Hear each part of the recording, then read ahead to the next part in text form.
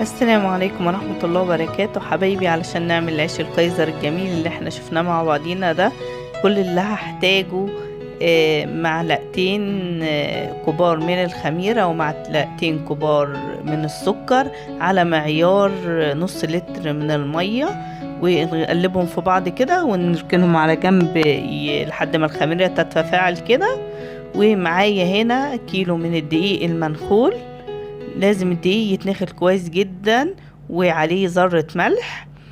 ونيجي عليه هنا كده كمان بندعمه بمعلقة كبيرة من اللبن البودرة.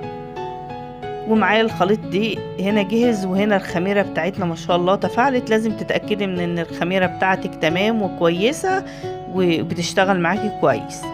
ونجيب الخميرة بتاعتنا كده او الخليط بتاعنا، نضيف عليه 3-4 معالق من الزيت وننزل بيه على الدقيق بتاعنا كده، ونخلط الدقيق كويس قوي كده ونبتدي نعجن.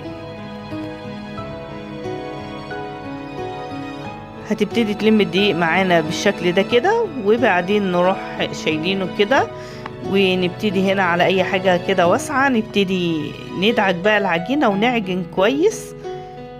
كل ما بنعجن في العجينة بنبل عندي، يبقى عندي هنا جنبي طبق من المية، في مية ما فيهوش اي حاجة تاني خالص، وبنبتدي نبل ايدينا من المية دي كده ونبتدي نعجن العجينة بتاعتنا.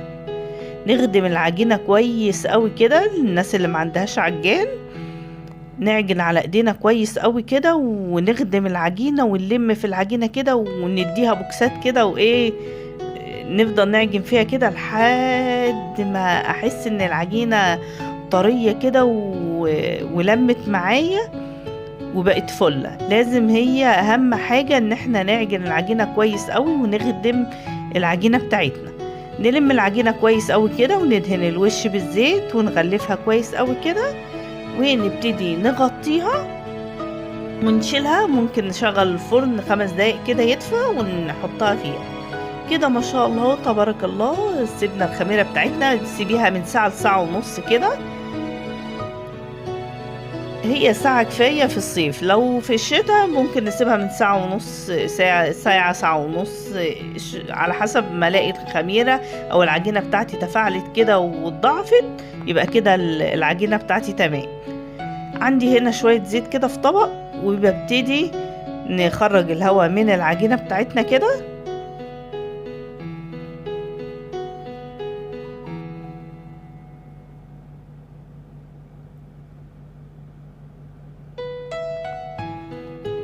هنا هتلاقي العجينة ما شاء الله معاكي كده زي الزبدة، الله أكبر عليها. مادام خدمتي العجينة كويس قوي، دي أصل العيش. وناخد العجينة بتاعتنا بقى كده هنا ونبتدي نقسمها. هنقسمها كده بالشكل اللي احنا شايفينه ده، وبعدين نبتدي نقسم منها بقى كده، نخرج منها كده كور. نقسم العجينة على 4 كده عشان تبقى خفيفة في ايدينا، ونبتدي نخرج منها الكور بتاعتنا على قد حجم الرغيف اللي انا عايزاه.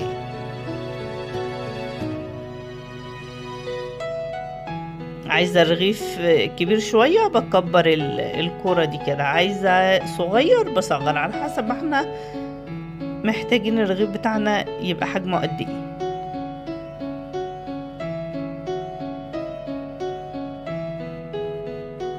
وما شاء الله العجينة زي الفل معانا، ما شاء الله تبارك الله عليها.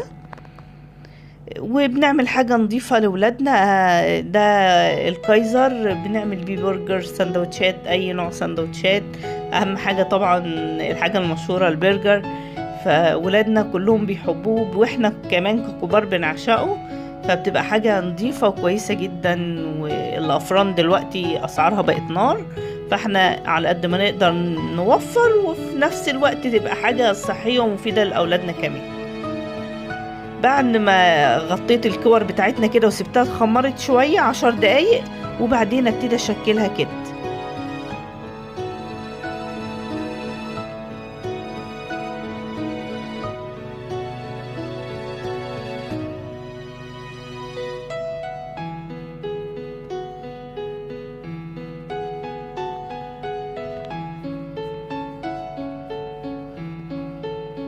اهم حاجة القفلة الكويسة دي كده علشان الرغيف ما يفتحش مننا من القعر. وهنعمل واحد تاني مع بعض دلوقتي كده اهو نشوفه.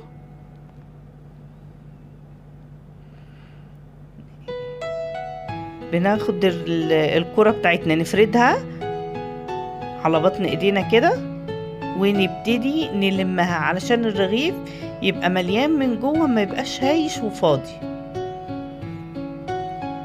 الخطوة دي حلوة يعني مهمة جدا.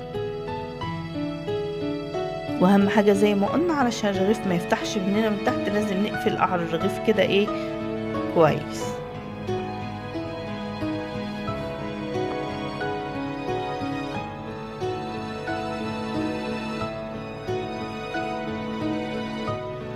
طبعا نقص ايدينا كده بالزيت علشان العجينة تمشي في ايدينا، وفي نفس الوقت وش العجينة ما يجيرش مننا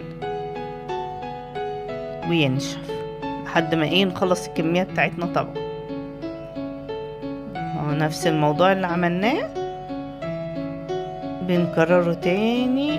هو الموضوع بس ايه عاوز شوية صبر. وبعدين بغطيه واسيبه يتخمر بتاع ربع ساعة تاني كده ويبقى بالشكل ده اهو.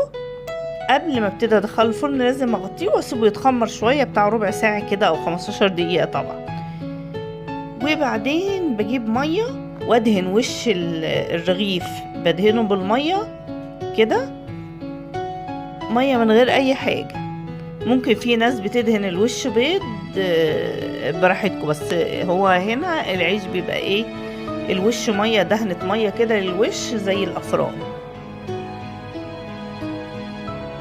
علشان دهنة المية هنا بتساعد الرغيف يبقى طري، في نفس الوقت بتساعد السمسم ايه يمسك مننا على الوش. نبتدي بقى نرشه بالسمسم او حبة البركة.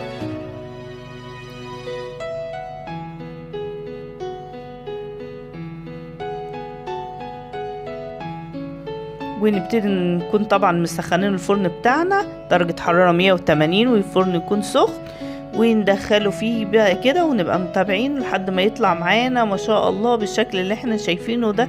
بجد كان تحفة رائع.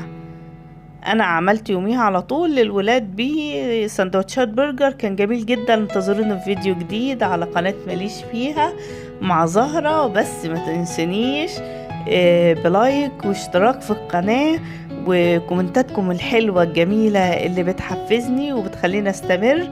شايفين الجمال والحلاوة يا ناس؟ واتمنى تجربوا الوصفة وتعجبكم.